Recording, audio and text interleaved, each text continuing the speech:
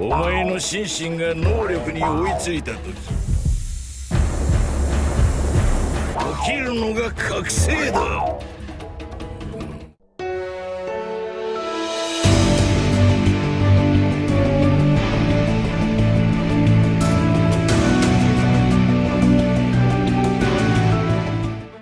최근 원피스 캐릭터들의 상세 정보를 기록하는 비브르 카드 신간에서 바로 해적왕 로저의 라이벌이자 그동안 극강의 패기로 최고의 전투를 선보였던 거프가 바로 패왕색 패기를 지녔다는 사실이 밝혀지게 되었는데요.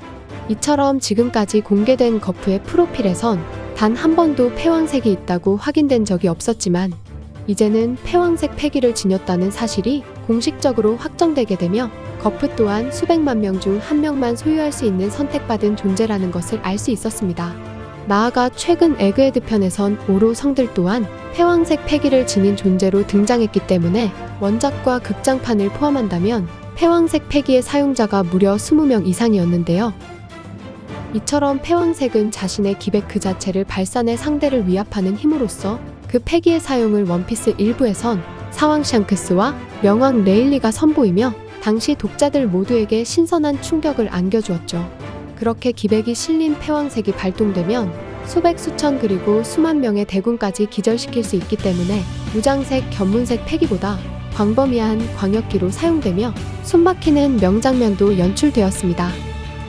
이처럼 무장색이나 견문색처럼 수행을 통해 깨우칠 수 없는 게 바로 선택받은 자의 패기, 즉 패왕색 패기이기 때문에 이번 영상은 원피스 세계관 최초로 완성형 패왕색 패기를 선보인 존재와 현 시점 완성형 패왕색 패기에 근접한 샹크스의 응용 기술을 함께 살펴보겠습니다. 먼저 900년 전 고대 왕국에서 태어나며 태양의 신 니카의 열매를 먹게 된 역사상 최초의 해적 조이보이는 그동안의 전투와 경험을 통해 자신의 패기를 단련시켰고, 이어 루피가 고무고무 열매, 즉 환수족 니카의 열매를 각성시킬 수 있던 요인처럼 조이보이 또한 심신이 열매의 능력을 따라잡아 바로 기어피프스를 발동시켰다는 것을 알 수 있었는데요. 이처럼 루피가 열매를 각성시킬 수 있던 배경에는 바로 하늘마저 갈라버릴 수 있는 패왕색 패기의 경지와 주먹이나 무기의 패기를 두르는 깨달음, 나아가 방출형 무장색 패기와 조금 앞의 미래를 바라볼 수 있는 견문색 패기 등 카이도를 상대로 모든 패기의 능력치가 다시 한번 상승되었습니다. 그렇게 이전까지 루피가 열매를 각성시킬 수 없던 배경에는 바로 패기의 능력치, 즉 육체가 열매의 능력을 따라잡지 못해서였지만 결국 패왕색 패기를 주먹에 두르며 하늘마저 갈라버릴 수 있는 마음과 육체를 지닐 수 있게 되자 열매의 능력을 각성시킬 수 있던 건데요. 때문에 과거 바다로 나간 조이보이 또한 수많은 전투 경험을 통해 패기를 단련시킬 수 있었고, 이어 현재의 루피처럼 수준 높은 경지에 다다르게 되자 결국 니카의 열매를 각성시킬 수 있었다는 것도 예측할 수 있게 되었습니다. 한편 현재 루피가 열매를 각성시킬 정도의 경지를 이루어냈지만 그런 루피를 뛰어넘는, 그리고 어쩌면 현 시대의 조이보이의 패왕색 패기의 경지와 가장 근접한 위력과 기백을 발동할 수 있는 존재가 바로 사왕 샹크스인데요.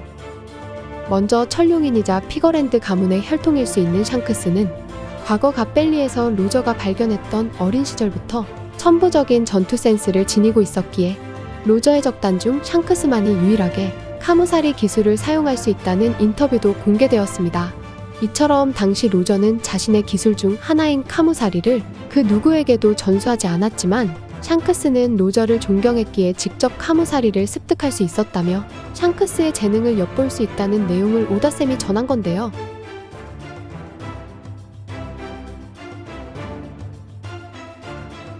그렇게 비록 샹크스가 해왕류에게 한쪽 팔을 내어주었고, 이어 과거 티치와의 승부에선 평생의 상처를 얻은 논란도 있지만 그럼에도 샹크스의 전투 재능은 최정상급이었듯이 이제는 패왕색 패기, 즉 자신의 기백을 이용한 여러 기술들도 차례로 선보였습니다. 먼저 사왕과 견줄 수 있는 최강의 해병, 즉 해군대장 아라마키의 능력과 움직임을 먼거리 패왕색 패기를 발동시키며 저지시켰고, 이어 패왕색의 음성까지 전달할 수 있는 초인적인 능력을 보여주었는데요.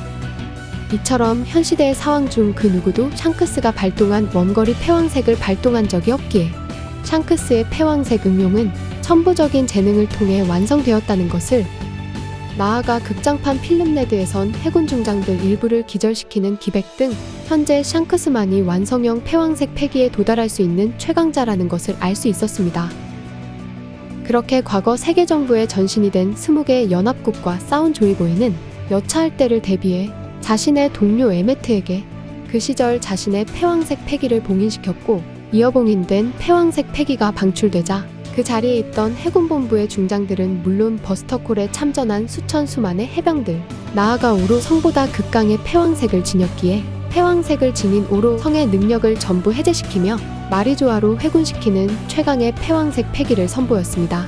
나아가 샹크스의 천부적인 재능으로 응용한 원거리 패왕색 패기처럼 그 당시 조이보이도 패기를 묶어서 저장하는 개념을 처음으로 선보였듯이 니카의 열매를 각성시킬 수 있는 심신과 그리고 조이보이의 패기가 오로 성의 마법진을 통해 흘러나오자 이무의 두려움이 처음으로 연출된 모습 등 완성형 패왕색 패기는 사왕 해군대장급 최고 권력의 사기적 능력조차 저지시키는 극강의 경지라는 것을 알 수 있었습니다.